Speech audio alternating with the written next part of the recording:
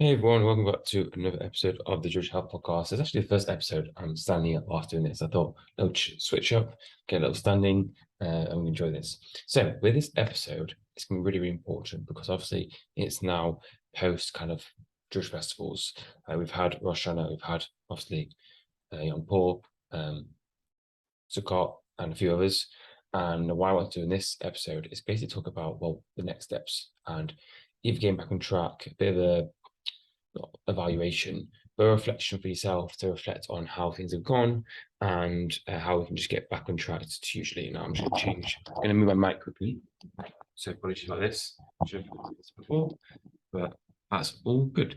Okay, well, after that, so obviously this has been, I've not actually posted podcast last week. So this is like the first time I'm not posting a week because I've been busy traveling with the festivals, a lot of family stuff's happening. So I'm happy getting back to posting 1, 2 times a week now. And what a great episode to get back onto and then getting back on track, really, like a bit about my routine. I feel like I'm now getting back on track to my new usual routine.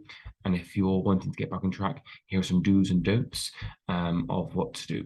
So number one is kind of reflect on what's happened. Now, a lot of the time when this happens every year. So it's very common to feel like, oh, I feel guilty. I've eaten a lot of food.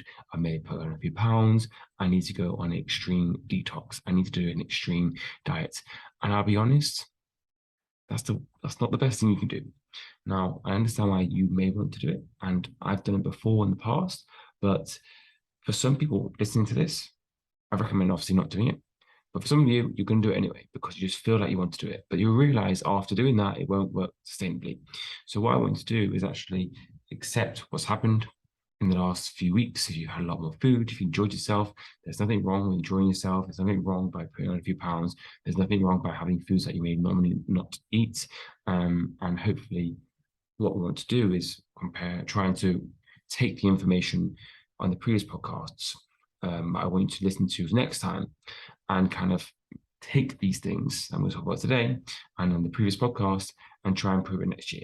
So that next year you can try and build a better relationship with food, try not to feel guilty afterwards. And I know it's always a challenge, but this is what it's about routine. If you can find a routine, a lifestyle routine, you're able to get back on track as soon as possible. And then within 1 or 2 weeks, you'll feel like you just the day before all these events. So that's one. So one, don't panic. A few days, a few weeks after your diet plan, your workout plan is not going to be for you to hit the panic button. Now, before I go detailed into this, I should say at the beginning, I'm actually giving away this Get Back on Track guide. So I'm actually going over this guide very briefly. But if you actually want this guide in more detail, send me a message on Instagram, the Jewish Fitness Coach, and I'll send you this guide. Can help you get you clear on the next few steps on how to get back on track. So I should mention that at the beginning. But don't, first thing I want to do is do not panic about anything. A few weeks is not going to be the end of the world. So there's no need to grow hash diets. It's all you need to do is do these few things today, next few days. There's no need to change your approach massively. What you're doing before the festivals is what you need to do today, this week. And it's very easy to try and switch everything up and change everything up. But actually, you need to do beforehand. Now, if you're someone who has no clue what you need to do beforehand, then that's a bit of a different story. Then we need to think about strategies, things that work for you, and with healthy habits was good. So one thing I want you to do today, tomorrow, is have breakfast. Get the day off to a good start.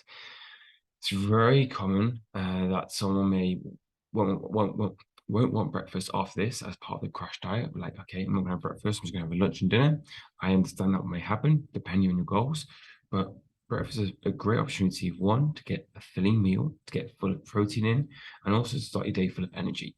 So that you're not going to be starving later for dinner, which may result in you having more dinner, which may result in you having more snacks after dinner. So make sure you have breakfast as well. So the three, very, very simple, very basic, is hydrate yourself. You've probably maybe you had a bit of alcohol over the last few weeks. Maybe you've had a bit less water than you usually have because you're not in routine. You're not in routine. So when you normally have a glass around lunchtime or for breakfast, maybe you're not having that. So get back to your routine, and you can do the urine test. So check your urine color. If it's yellow brownie, more water, you want it to be clear, and that's really important. So that's a good test to see if you are drinking enough water. So you can do this after this podcast, but wherever it is, try and do have more water, and that's going to be really important. And something regarding nutrition is, and now this is my personal opinion. It's not everyone's opinion, and it depends on who you are. Actually, for some people, this isn't going to be necessary. For some people, I think it's necessary. I think it's tracking your food for a bit.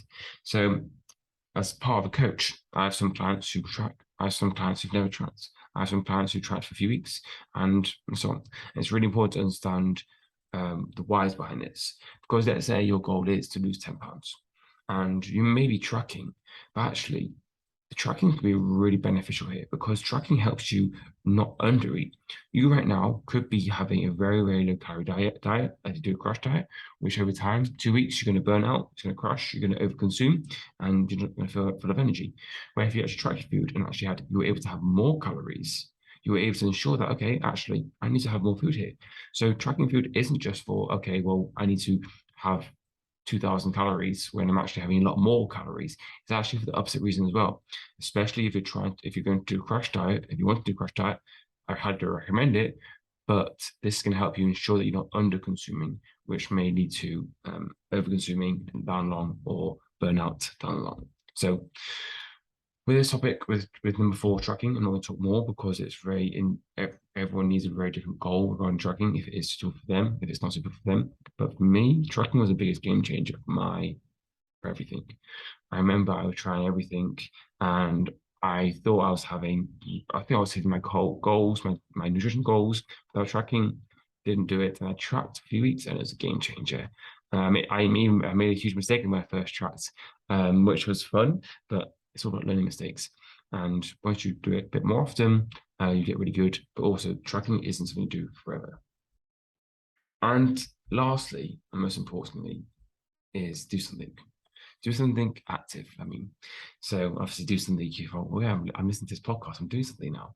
Doing something active, that's just moving somehow. If that means getting out for a walk, if that means getting back to the gym, if that means doing some yoga, mobility, Zumba, cycling, basketball, now's the time to get back into a routine. Now, one thing I would suggest with this, if you are someone who's been, let's say, gym, and you love the gym and you've been training many times, I would recommend doing exactly the same amount of sessions you would be doing usually, but going 70-80% and then building your way back up.